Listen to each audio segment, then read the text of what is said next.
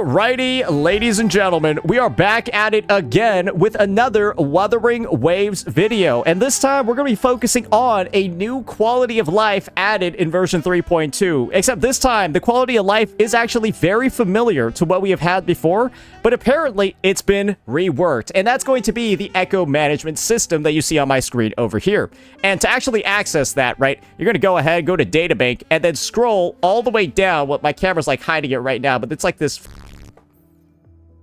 I don't like it looks like Spider-Man, but like I don't that's a weird icon. That's what it's going to look like, and then you can like click on it and this is the screen that you're going to get. So as you can see, pretty much every single set in the game is showing up over here. It's showing, well, the set name and then the number of echoes that you have on it. And so what we're going to do is first delete all the old shit I had.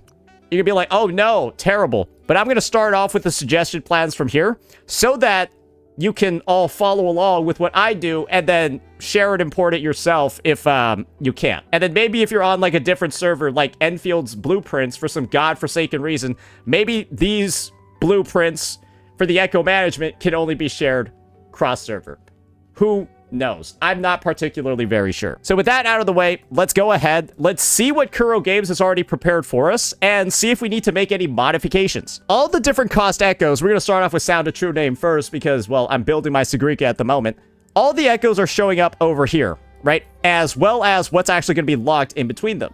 So I think it's a good idea to edit the plan to A, lock and attack 3 costs, because that's actually Sigrika's best in slot, and also lock the ER one.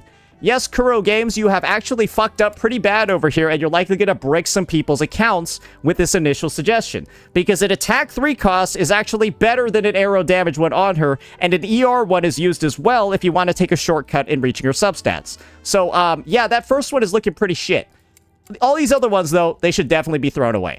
So, I think that one's looking fine. Now we got Chromatic Foam, and this is my suggestion for Chromatic Foam, or really any unreleased set. Lock everything. Yeah, just lock all of it. Because you might want some echoes that you can modify later, and, you know, whoever uses this set can have a really fucked up 3-cost blend as well, like how Sigrika wants double attack and ER for her 3 costs instead of actually arrow damage because of how many damage bonuses she gets in her kit. So my recommendation for this one is just, well, run with that one for now.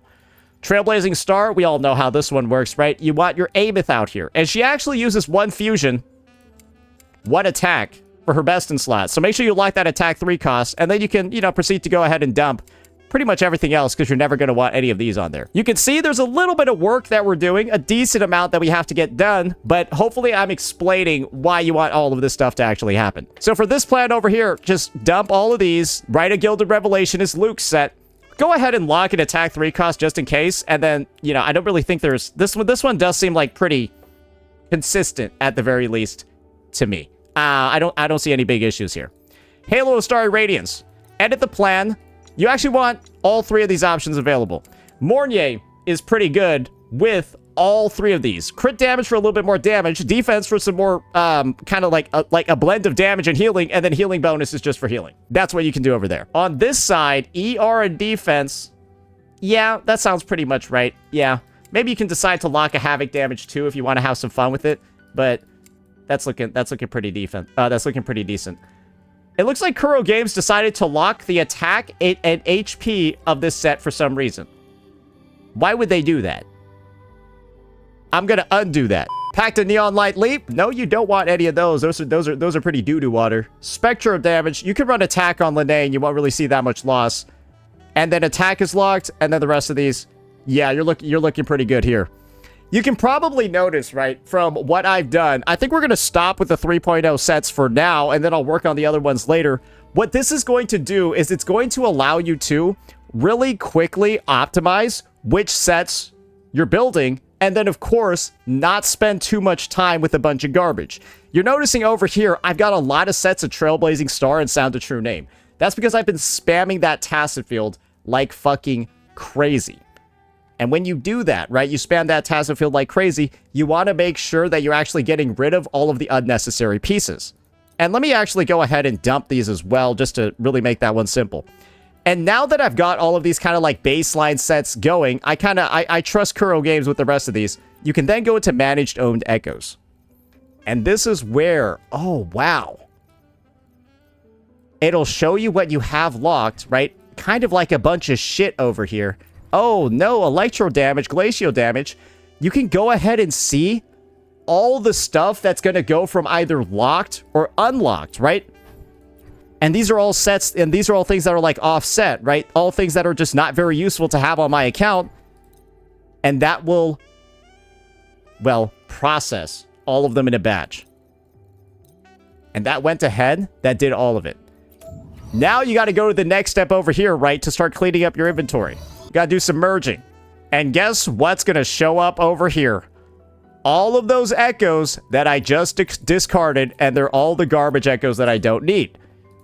And now the next step, naturally, well, is to just start merging them.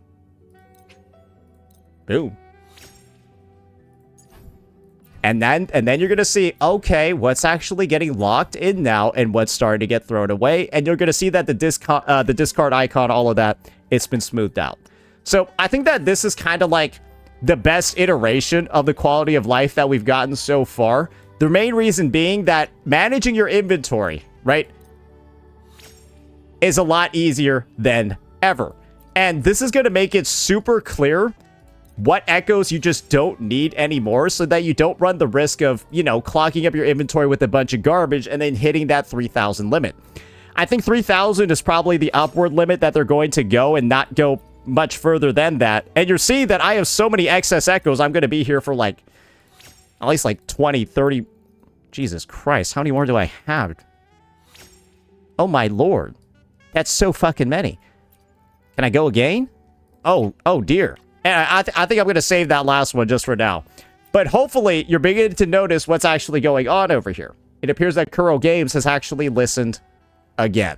My take is that you should just be a little bit careful as you're going through, just to ensure, right, that all of the stuff that you actually want is here. Because there are some very, very, very sneaky ones that could get past you. Havoc Eclipse, for example, is a set that you want an attack 3 cost on. Because Camellia's best setup is 3 cost attack and 3 cost Havoc damage because she has a lot of damage bonuses built in her kit. Jinsei has a similar sort of thing when she has her... Oh, yeah, that's only with the signatures of these two characters.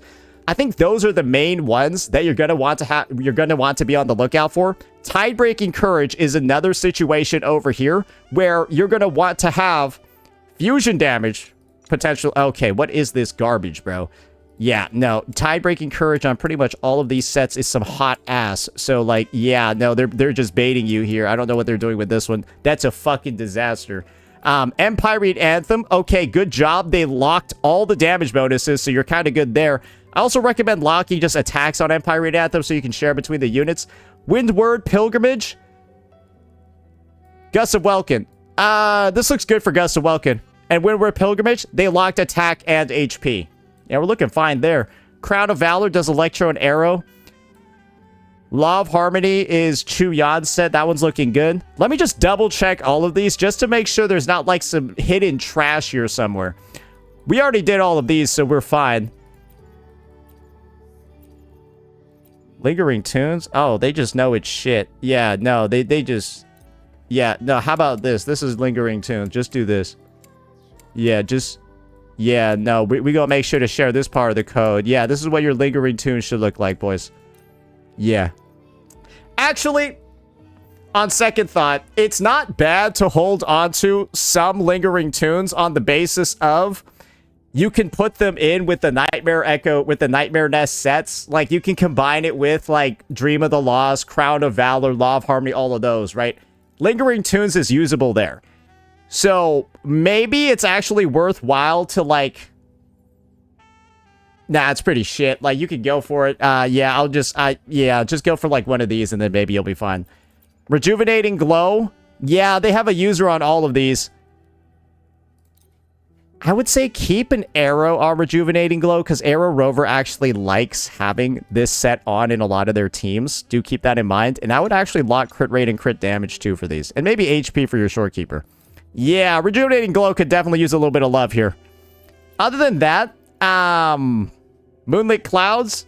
You should probably put Moonlit Clouds on HP and defense too, just to be careful.